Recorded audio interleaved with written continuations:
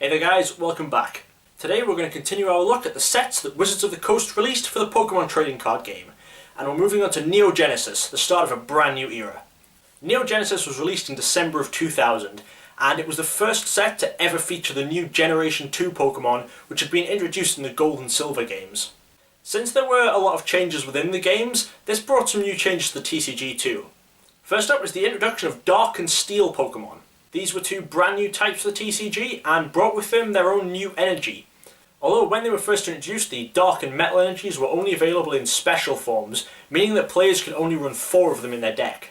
However, the added effects on the energy cards definitely made them worthwhile, and the restriction of 4 did not stop players using them to their full potential, with cards such as Sneasel destroying the format. Darkness and Metal energies would actually not get a basic version until 7 years later in the release of Diamond and Pearl. Another new introduction was Baby Pokemon. Within Generation 2 in the games, a lot of Pokemon which had previously been basics gained pre-evolutions in the form of Baby Pokemon. Baby Pokemon were given their own type within the TCG, in order to avoid cards which used to be basic Pokemon now becoming Stage 1, such as Pikachu, which had used to be a basic but now could evolve from Pichu. So what they did was, Pichu was a basic and Pikachu was still a basic, and Baby Pokemon had some way such as a power in order to evolve up into the next level, and you could still play a Pikachu down as a basic. The other major change which affected the TCG were tools, which were based on the fact that Pokemon could now hold items within game. Tools were special types of trainers that you would attach to one specific Pokemon, and it would stay on that Pokemon until the Pokemon was knocked out or the tool was removed. So let's take a look at the set itself.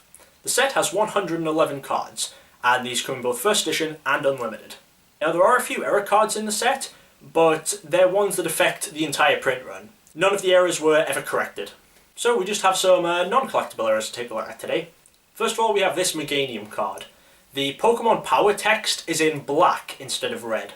And next up, we have a few cards which all suffered from a similar error. They just had some centering issues with things on the cards. Looking at both Slowking and Typhlosion, you can see that the damage is actually slightly off-center. Then if we move on to this Natu, you'll see that the energy symbols are off-center. And finally we move on to Horsey, and we can see that the energy symbols are at some really weird angle. And last we have another one that I guess is kind of a centering error. If we look at Focus Band, you'll see a white strip at the bottom of the picture. This is because the picture has just been placed too high up on the card, and when you compare it to the Japanese one, you can see that there is just a chunk missing from the top of the picture, and the white border at the bottom, it should have just been moved down. Slowking also suffered from a translation error, and one that very nearly broke the game for a while. Its ability stops your opponent playing trainer cards unless they flip a coin, and they have to get heads in order to be able to play that trainer card. Now, in the original card, this was only supposed to work when Slowking was actually active, meaning that you would have had to have left him there at the end of your last turn, and possibly attacked with him.